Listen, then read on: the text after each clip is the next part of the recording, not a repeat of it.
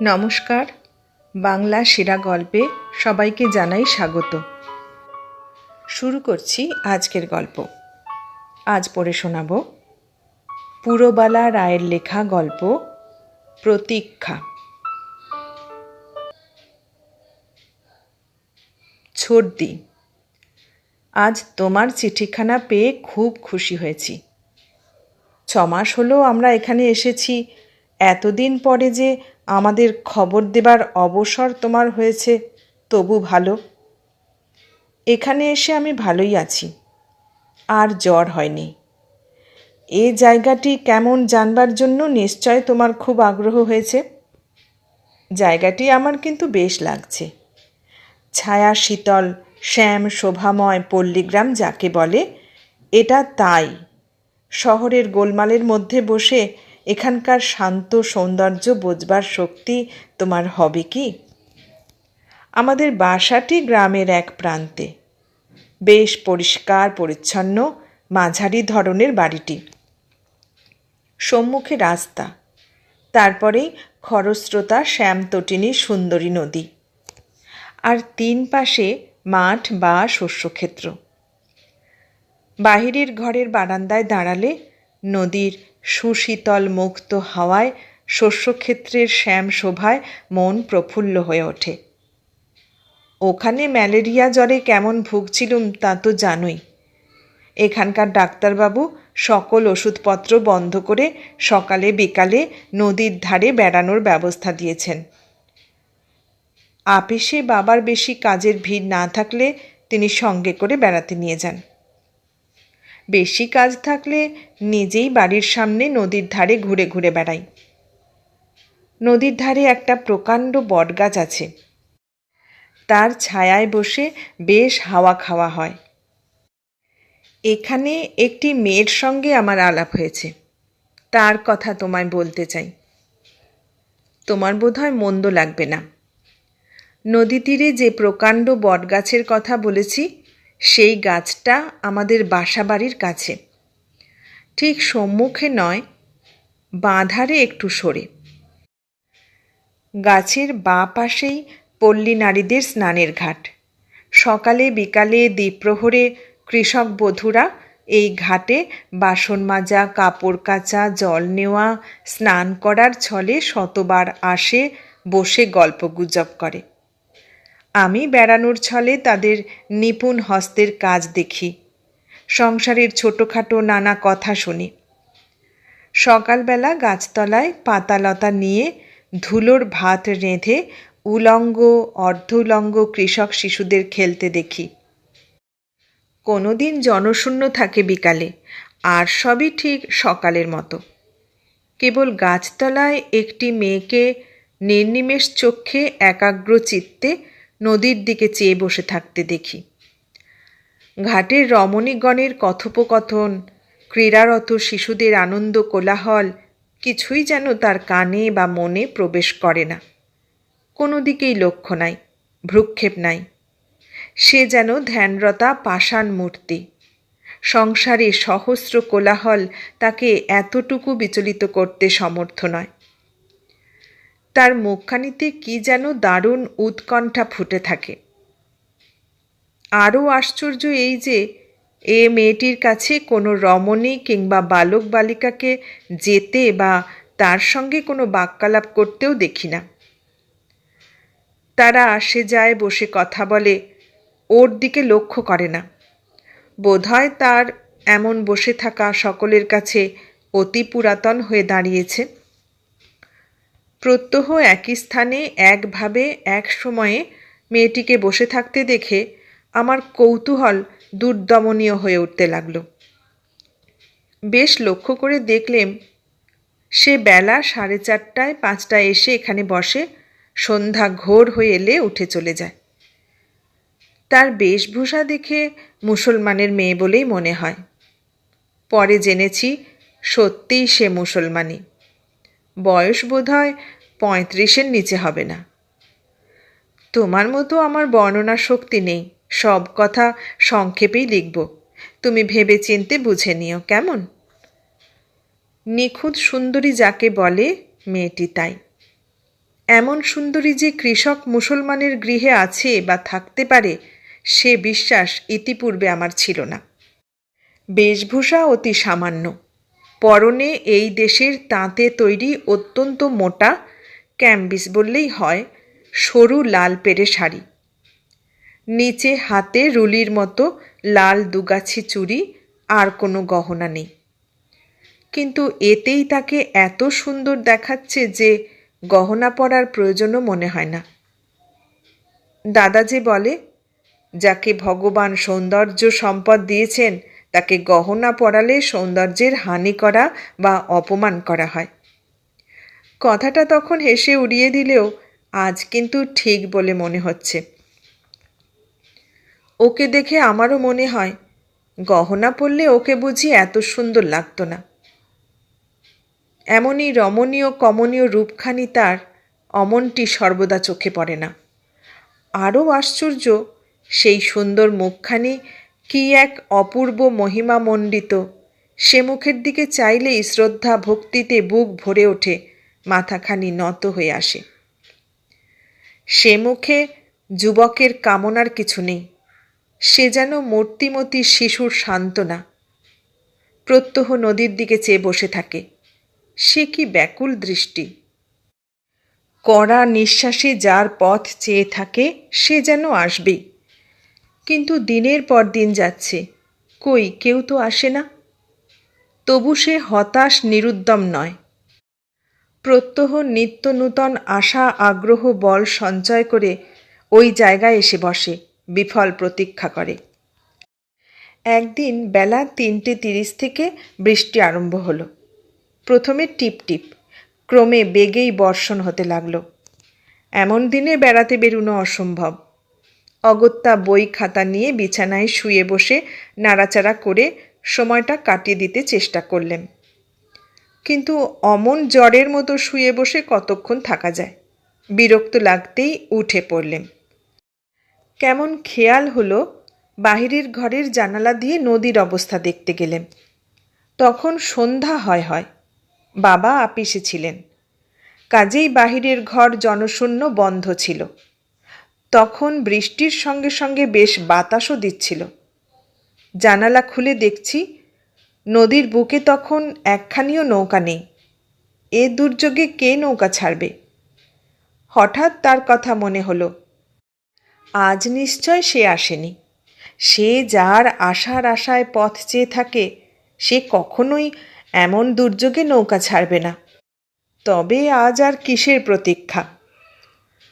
অনুমান কতখানি ঠিক হলো দেখার জন্য সেই পাশের জানলাটা খুলে দেখলেন, সে ঠিক সেই জায়গায় তেমনি নীরব নির্মল নিষ্কম্প বসে আছে, তেমনি মুখের ভাব। বৃষ্টিতে ভিজে জল গড়িয়ে পড়ছে, তার কিন্তু সেদিকে ভ্রুক্ষেপ নেই। যেন কোনো জ্ঞান নেই, প্রাণ নেই, সে যেন ভাস্কর খোদিত পাষাণ মূর্তি। আমি অবাক, এ কিসের, কার প্রতীক্ষা? এমন তো কোনো গল্পেও পড়িনি। যেমন করে হোক ব্যাপারটা জানতেই হবে। সন্ধ্যা পর্যন্ত জানালায় দাঁড়িয়ে রইলুম, সেও ঠিক সেইভাবেই বসে রইল।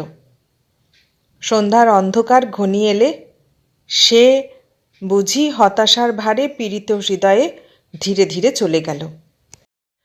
আমি জানলা বন্ধ করে ঘরে এসে শুয়ে পড়লাম। প্রত্যহই ফিরে যাবার সময় তার মুখ দেখে, যদিও সন্ধ্যার অন্ধকারে স্পষ্ট দেখা যায় না, মনে হতো নিরাশকাতর হৃদয়ের বেদনা অসহ হয়ে উঠেছে। সে যেন কোনো মতে পারছে না। এক্ষুনি বুঝি হৃদয়ের সঙ্গে সঙ্গে ক্ষুদ্র দেহখানি শতধা হয়ে ভেঙে চুরে খসে পড়বে। জানি না এত অসহ কি সে ব্যথা।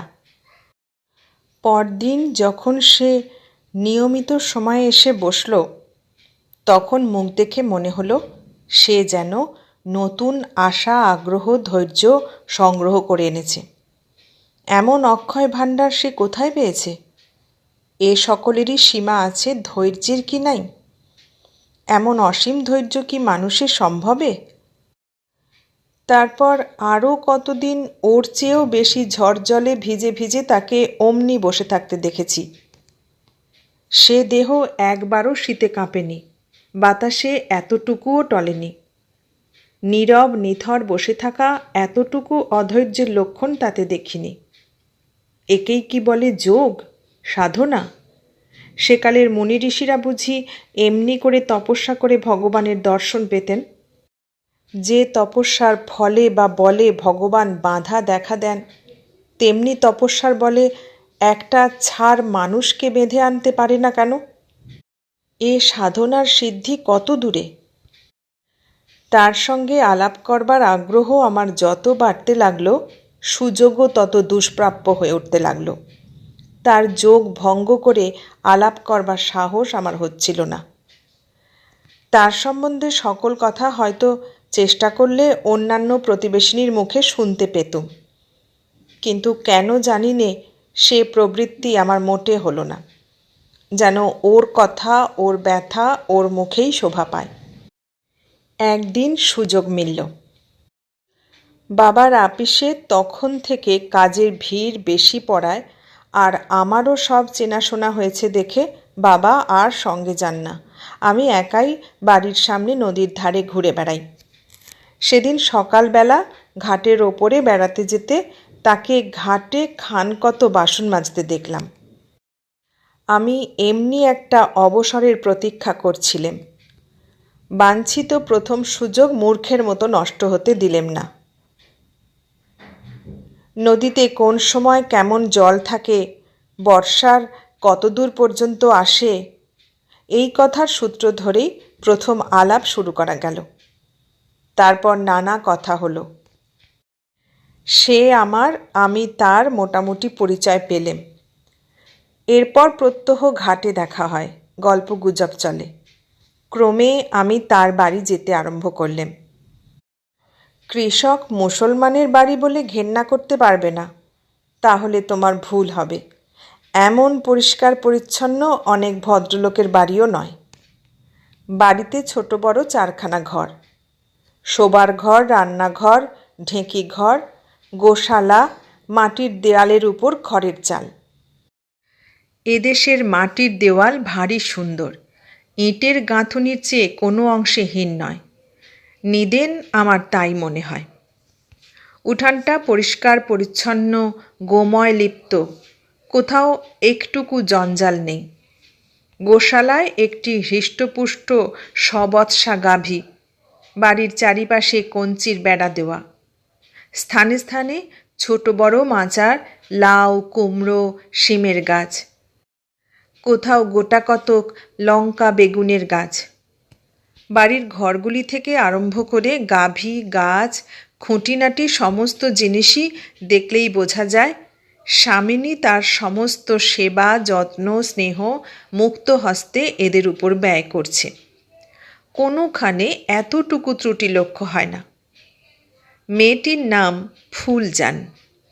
স্বভাব সুন্দরী ফুলজানের বাড়িটি তারই বাসযোগ্য। তার বাপের এক পতিপুত্রহীনা অনাথা চাচি এখন তার অভিভাবিকা।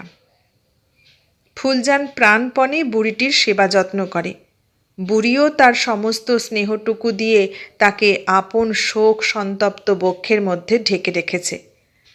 আশেপাশে আরও জ্ঞাতি কুটুম্বের বাড়ি আছে।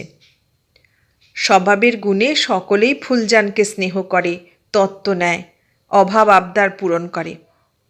তাছাড়া পাড়ার ছেলে মেয়েগুলি ফুলজানের স্নেহ যত্নে বাঁধা। তারা নির্ভয়ে তার বাড়িতে সব সময় আনন্দে খেলাধুলো করে। অনেক রাত্রেও তার শূন্য বক্ষ পূর্ণ করে শুয়ে নিশ্চিন্তে নিদ্রা যায়। পাড়ার সকলেই ফুলজানের সরল নিষ্কলুষ স্বভাবে মুগ্ধ, দুঃখে দুঃখিত।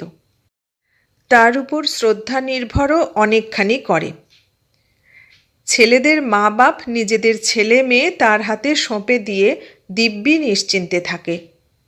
সন্তানহীনা ফুলজান তার স্নেহ শ্রবণ হৃদয়ের গুণে পরের ছেলেগুলিকে নিতান্ত আপনার করে বেশ শান্তিতেই থাকে। এই দেবতার মতো পবিত্র শিশুদের ফুলের মতো সুন্দর মুখগুলি বুঝি তাকে নিত্য নূতন জীবন দান করে, নতুবা তার বেঁচে থাকা বুঝি অসম্ভব হতো। খতিয়ে দেখতে গেলে এ জগতে তার আপনার বলবার কিছু নেই। যার কিছু নেই সমস্ত দুনিয়াই তার। স্নেহ, প্রেম, প্রীতি, সেবা, যত্ন সবই তার হৃদয়ে নারী হৃদয়ের মতোই আছে। কিন্তু দেবে কাকে? সাধারণের মতো তার ভাগ্য নয়। পিতামাতা, ভাই, ভগ্নী, ছেলে মেয়ে কিছুই নেই। তবে সে কি নিয়ে বেঁচে থাকে? কাকে দেবে সব? ভগবান তাকে পথ বা পাত্র দেখিয়ে দিয়েছেন, আর দুঃখ নেই। সুগৃহিণী ফুলজান সকলকে মুক্ত হস্তে অথচ সমভাগে তার অসীম স্নেহ দান করে। অবুঝ অজ্ঞান পাওনাদারগুলিও সুদ সমেত বুঝে নেয়, মায় গাভীটি পর্যন্ত। শিশুগুলির মাঝে তাকে স্নেহ ক্ষমাশীলা জননীর মতোই দেখা যায়। তার সঙ্গে আমার খুব বেশি দিনের আলাপ নয়, তবু যেন মনে হয় সে আমার জন্ম জন্মান্তরের পরিচিতা। সেও আমাকে চিরদিনের বন্ধুর মতো ভালোবাসে, বিশ্বাস করে। আমার কাছে কোনো কথা সে কিন্তু রেখে বলে না। ক্রমে ফুলজান তার অতীত জীবনের কাহিনী বা নদী তীরে প্রত্যহ প্রতীক্ষার কারণ ধীরে ধীরে আমাকে সমস্তই বললে। কাজের ভিড়ে অবসরের অভাবে বাবা আমার বেড়ানোর সময় সঙ্গে আসতে পারেন না। তাতে আমার সুবিধাই হয়েছে। এখন কেবল ফুলজানের বাড়িতে বসে তার সুখ দুঃখের কাহিনী শুনতে যাওয়াই আমার বেড়ানো। তার বাড়ি আমাদের বাড়ির খুব কাছে, সেই বটগাছটার সোজাসুজি। এখন রোজ সকালে সে তার নিত্য কর্মগুলি শেষ করে আমার যাওয়ার আশায় পথ চেয়ে থাকে। আমি কোনো মতে বাড়ি থেকে বেরিয়ে পড়তে পারলে বাঁচি। সকালবেলায় আমাদের দেখা কথা হয়। বিকেলে সে তার বটতলায় বসে। আমিও আর বেড়াতে বেরোই না। এতদিন বয়স হলেও ম্যালেরিয়ার প্রভাবে বা প্রসাদে দেহটি তেমন বাড়তে পারেনি। এখন আর সেদিন নেই। ম্যালেরিয়া ছেড়ে যাওয়ার সঙ্গে সঙ্গে দেহটি তার এতদিনের ত্রুটি সংশোধন করতে আরম্ভ করেছে। কাজেই যখন তখন রাস্তায় বেড়ানো বা বেরুনো উচিত মনে হয় না। তবে এটা নির্জন পল্লী বলেই যা। ভদ্রলোকের চেয়ে চাষা লোক মন্দ কি সে ভাই? ভদ্রপল্লী হলে এত বড় মেয়েকে রাস্তায় বেড়াতে দেখলে কে ক্ষমা করত? বরং 5টা টিপ্পনি কাটবার এমন সুযোগটি কখনোই ছাড়ত না। কানাঘুষোর জ্বালায় অস্থির হয়ে উঠতে হতো। এরা গরিব নিরীহ চাষি লোক, মুখ তুলে চাওয়ার সাহস করে না, তবু এরাই চাষা। যাক, তারপর যা বলছিলাম, ফুলজানের কাহিনীটি বলি। ফুলজান বাপ মায়ের শেষ বয়সের নিতান্ত নিরাশার সময়ে ভগবানের অসম্ভব অনুগ্রহ বা দান একমাত্র মেয়ে। তার বাপের এই বাড়ি, জমি জমা যা আছে তাতে খাওয়া পড়া নিশ্চিন্তে চলেও হাতে 2-10 টাকা থাকে। বাপ মায়ের একমাত্র আদরিণী কন্যা সুন্দরী ফুলজানের বাল্যজীবন যে আদর আনন্দের মধ্যেই কেটেছিল তা বোধহয় বলতে হবে না। বিবাহযোগ্য বয়স হলেই তার বাপের মোহেই হোক কিংবা বাপের জমি জমার লোভেই হোক অনেক বর জুটল, কিন্তু একটি বড় পিতার মনোমতো হলো না। তাদের দেশে বা সমাজে 10 থেকে জোর 11 বৎসরের মধ্যেই নিন্দা হয়। ফুলজানের কিন্তু বর বাছাই করতে করতে সে বয়স উতরে গেল। বাপের ইচ্ছা ছেলেটি নেহাত নিরক্ষর চাষ না জানা হয়, একটু আধটু লেখাপড়া জানে, চেহারাতে মেয়ের অযোগ্য না হয়, স্বভাবটি বেশ শান্তশিষ্ট হয়, ঘর জামাই থাকে। এমনটি মিলল না। ঠগ বাজতে গ্রাম উজাড় হলো। এদিকে মেয়ের বয়স 13 পেরিয়ে যায় দেখে অনেকে বন্ধুভাবে তার বাপকে সৎ পরামর্শ দিয়ে বলেছিল, ভাই আর কেন, যা হয় ওর মধ্যেই একটা দেখে শুনে দিয়ে ফেলো, আর কি মেয়ে ঘরে রাখা ভালো দেখায়? উত্তরে সে বলেছিল, আমার জান কবুল, তবু আমার ফুলকে আমি যার তার হাতে দিতে পারবো না। ওর নসিবে শাদি লেখা থাকলে মনের মতো বর মিলবেই।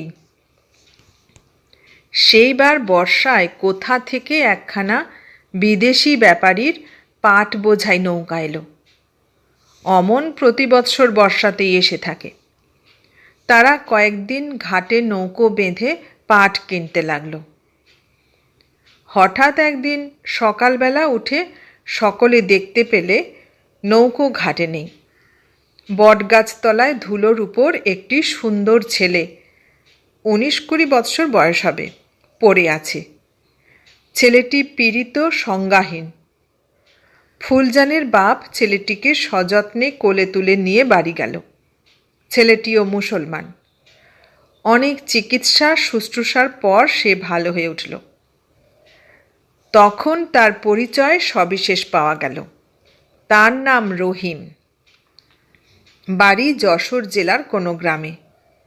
সংসারে এক বুড়ো মা ছাড়া আর কেউ নেই। বাপ মায়ের অনেকগুলি ছেলে মেয়ে মারা যাওয়ার পর শেষ সন্তান রহিম আল্লাহর দোয়ায় বেঁচে রইল। বাপ মা তাকে প্রাণে ধরে কষ্ট করে চাষের কাজে না দিয়ে গ্রাম্য স্কুলে দিয়েছিল। সংসারের অবস্থা খুব ভালো না হলেও মন্দ ছিল না। যা জমিজমা ছিল বাপ নিজে হাতে চাষাবাদ করে তাই থেকে সংসার ও পুত্রের পাঠের ব্যয় স্বচ্ছন্দেই চালাতো। যখন রহিমের বয়স 14 বছর, তখন হঠাৎ বাপের দিন ফুরিয়ে গেল। বুড়ো মা প্রথমটা চোখে অন্ধকার দেখলেও পরে প্রতিবাসীদের পরামর্শ নিয়ে কোনো মতে সকল কাজ চালাতে লাগলো। পুরুষ মানুষের হাতে সংসারটি যেমন সুশৃঙ্খলায় চলছিল, মেয়ে মানুষের হাতে তেমন চলল না।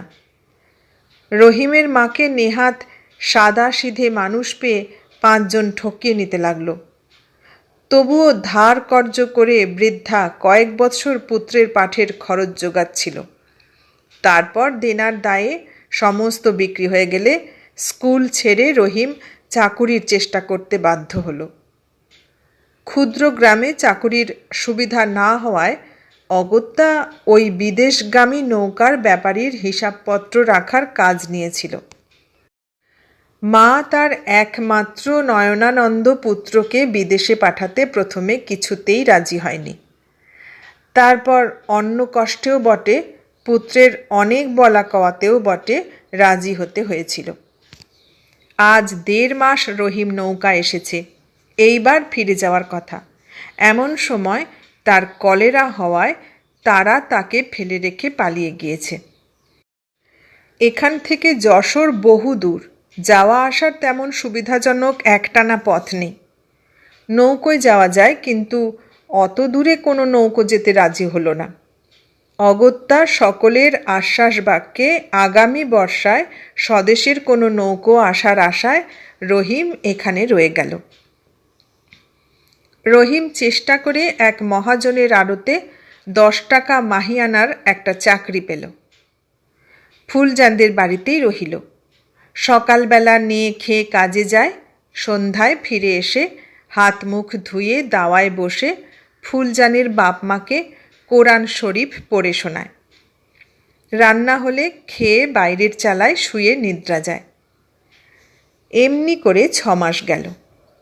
ক্রমে সে ফুলজানদের ক্ষুদ্র সংসারের সঙ্গে মিলে তাদের সুখে সুখী, দুঃখে দুঃখী নিতান্ত আপনার জন হয়ে পড়ল।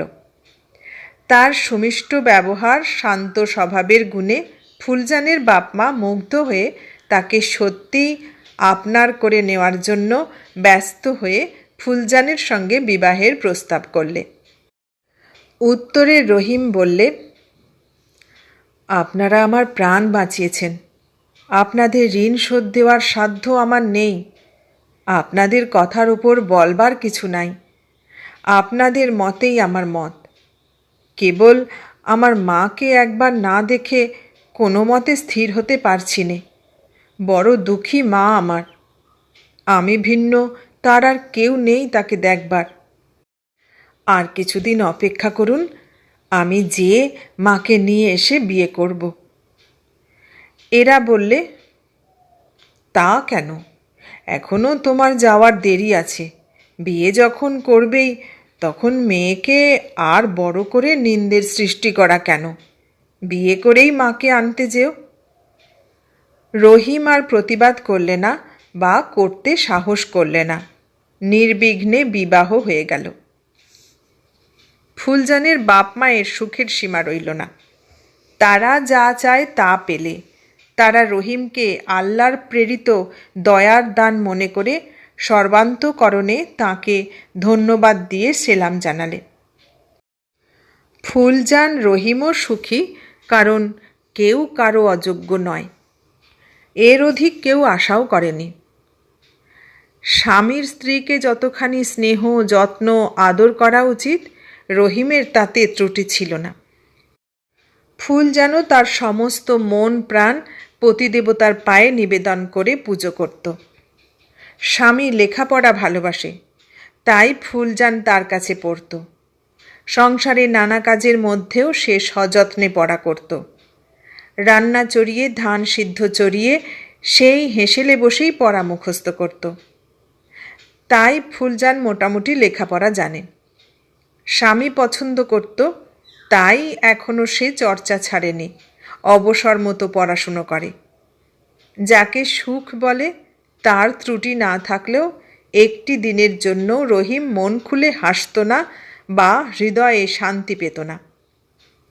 এত সুখের মধ্যেও মায়ের মলিন মুখখানি সর্বদা স্মৃতিপটে জেগে তাকে বেদনা দিত। 2-3খানা চিঠি লিখেও কোনো উত্তর এলো না।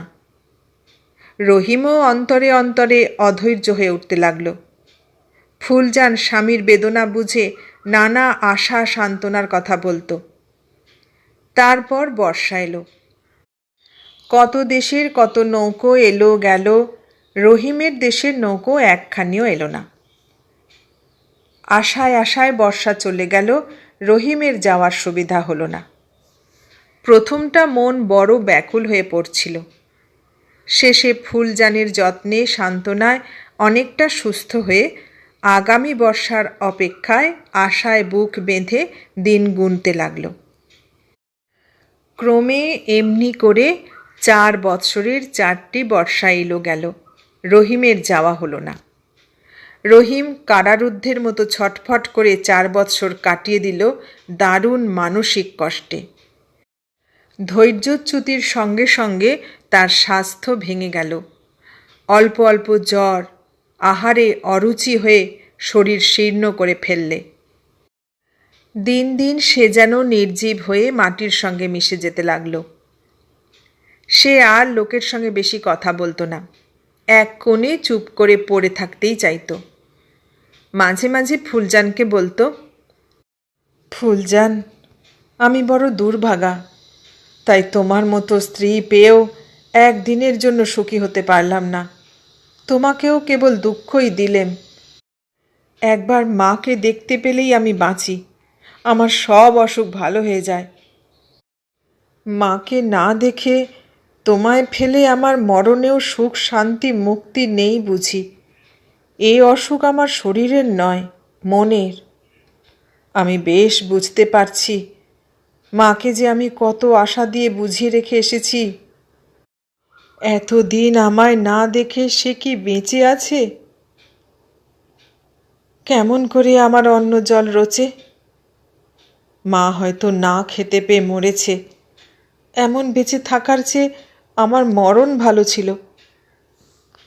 সরলা পতিপ্রাণা ফুলজানও স্বামীর সঙ্গে সঙ্গে কাঁদে। তার সকল বেদনা আপন হৃদয়ে অনুভব করে স্বামীর অশ্রু সযত্নে মুছিয়ে দিয়ে নূতন আশা সান্ত্বনার কথা বলে বুঝাতে চেষ্টা করে, প্রাণপণে স্বামীর সেবা যত্ন করে। আবার বর্ষা এলো। এবার রহিমের গ্রামের না হয় ও দেশের একখানা নৌকো এলো। মায়ের সংবাদ তারা দিতে পারলে না, কিন্তু রহিমকে সঙ্গে নিয়ে যেতে রাজি হলো। যাওয়ার জন্যে রুগ্ন রহিম ব্যাকুল। সে যেন আশার আনন্দে শরীরে নূতন বল পেলে। এখন আর এক মুহূর্ত সে বিলম্ব করতে পারে না। এমন কাহিল শরীর নিয়ে পরের সঙ্গে যেতে দিতে ফুলজানের বাপমা কিছুতেই সম্মত হলো না। ফুলজান কিন্তু স্বামীর ব্যথা বুঝে নীরবই রইল, বাধা দিলে না। রহিম শ্বশুর শাশুড়ি পাড়া প্রতিবাসী সকলের নিষেধ অগ্রাহ্য করে যাবার জন্য প্রস্তুত হল। তখন রাগে দুঃখে ফুলজানের বাপ জ্ঞান হারালো। 5 জন প্রতিবাসী ও স্বজনকে ডেকে এনে রহিমের পথ আগলে বললে, যাবে যদি তবে আমার মেয়েকে তালাক দিয়ে যাও, নইলে তোমায় কিছুতেই যেতে দেব না।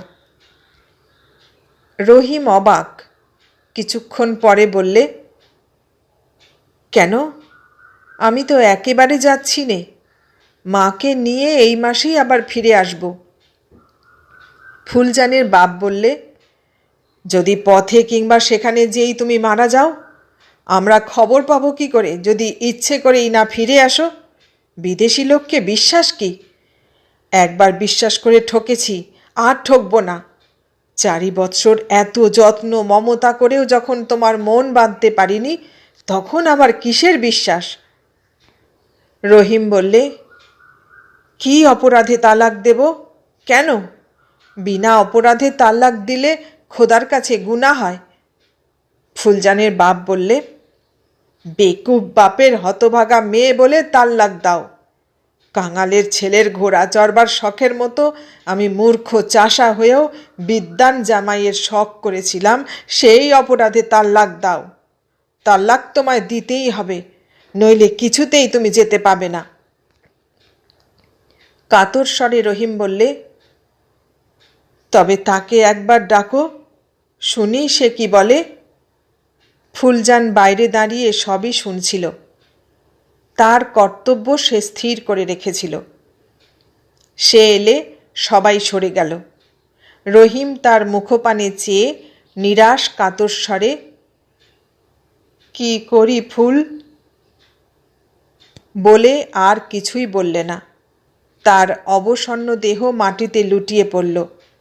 সে উপায়হীন বালকের মতো কাঁদতে লাগল। ফুলজান সযত্নে স্বামীর শীর্ণ দেহ আপনার বুকে তুলে নিয়ে মাথায় ধীরে ধীরে হাত বুলিয়ে দিতে লাগল। তারও চক্ষু শুষ্ক ছিল না, কিন্তু সে নিজের অধীরতা এতটুকু কাউকে জানতে দেয়নি। স্বামীর চোখের জল মুছিয়ে দিয়ে বললে, অত অস্থির হইও না, আমার কথা শোনো, ফারখত পত্রে সই করে দিয়ে তুমি চলে যাও। কিছু ভেবো না, ভাবনার কিছু নেই এতে। মায়ের চেয়ে দুনিয়ায় কেউ বড় নয়। আমার উপর তোমার বিশ্বাস আছে, আমায় জানো তুমি, তবে ভাবো কেন? তুমি মাকে দেখে এসো, তোমার আশার আশাটুকুই আমার পক্ষে যথেষ্ট। তাই নিয়ে আমি জন্ম জন্মান্তরে কাটিয়ে দিতে পারবো। তোমার ওপর আমার অসীম বিশ্বাস আছে, আসবেই তুমি আমার কাছে। আমার উপরেও যেন তুমি বিশ্বাস হারিও না। মায়ের কাছে যাও, কোনো বাধা গ্রাহ্য করো না। তার ওপর কর্তব্য সবচেয়ে বেশি। আমাকে সবচেয়ে বড় দেখলে কখনোই তোমার ওপর এমন ভক্তি, শ্রদ্ধা, বিশ্বাস, ভালোবাসা আসতো না আমার। যে স্ত্রীর জন্য মাকে ভুলে থাকতে পারে, সে কি মানুষ? যাও তুমি, যতটুকু জ্ঞান তুমি আমায় দিয়েছ তাই নিয়ে তারই বলে বুক বেঁধে তোমার আশার আশায় পথ চেয়ে থাকতে পারবো। তালাক নামার জন্য ভেবো না। আল্লাহর হুকুমে তোমার আমার যে সম্বন্ধ, তুচ্ছ তালাক নামার সাধ্য কি সে সম্বন্ধ মুছে ফেলে? এ বন্ধন জন্ম জন্মান্তরের, কার সাধ্য ছিঁড়ে ফেলবে? আমি তোমার স্ত্রী, আশীর্বাদ করো আল্লাহর দোয়ায় যেন স্ত্রী নামে কলঙ্ক না আনি। হাসি মুখে তোমার সমস্ত সুখ দুঃখের যেন সমভাগিনী হতে পারি। তারপর উঠে স্বামীকে সেলাম করে বললে, মনে রেখো, জীবনের শেষ মুহূর্ত পর্যন্ত তোমার আশার প্রতীক্ষা করব। আসবে তুমি? দৃঢ় স্বরে রহিম বললে, নিশ্চয় মরণ ভিন্ন আর কেউ আমায় ধরে রাখতে পারবে না। আল্লাহ জানে এখানে আমার প্রাণ ফেলে রেখে গেলাম। ফুলজান, তোমায় একবার না দেখে বেহেশতে যেও আমার সুখ হবে না। স্বামীর কাছে বিদায় নিয়ে ফুলজান বেরিয়ে আসতে আবার সকলকে নিয়ে তার বাপ ঘরে গেল। এবার রহিম বিনা বাক্য ব্যয়ে ফারখাত পত্রে সই করে দিয়ে চলে গেল। নৌকা চলে গেলে ফুলজান বাড়ি এসে শয্যার আশ্রয় নিলে। তার তখন মনে হচ্ছিল আজ থেকে যেন তার সংসারের সঙ্গে সকল সম্বন্ধ মুছে গেল, সকল বন্ধন যেন খসে পড়েছে। করণীয় আর যেন কিছু নেই, তাকে যেন আর কারুর প্রয়োজন নেই, সে যেন সংসারের আবর্জনা। তাই বিধাতার হস্তচালিত অদৃষ্ট শতমুখী তাড়নায় সংসারের এক কোণে তাকে জড়ো করেছে। দুর্বহ জীবন বহন করবার মতো শক্তিও প্রয়োজন নেই। দুনিয়ায় সে আজ বড় একা, তার যেন সকল কর্তব্য শেষ হয়েছে। এখন কোনো মতে বেঁচে থাকা এক বিড়ম্বনা, যেন সমস্ত দুনিয়া খুঁজে তার জন্য এতটুকু সান্ত্বনা, এতটুকু আলো, কোনো কিছু অবলম্বন মিলবে না। ভাবতে ভাবতে কখন নিদ্রার ঘোর এসে স্বপ্নের উজ্জ্বল চিত্র তার সম্মুখে ধরলে। সে দেখলে রহিম এসে স্নেহ কোমল স্বরে বলছে, ছি ফুল, আমায় এত বুঝিয়ে নিজে ভেঙে পড়ছো কেন? কই তোমার সে ধৈর্য? এই বুঝি তোমার প্রতীক্ষা করা?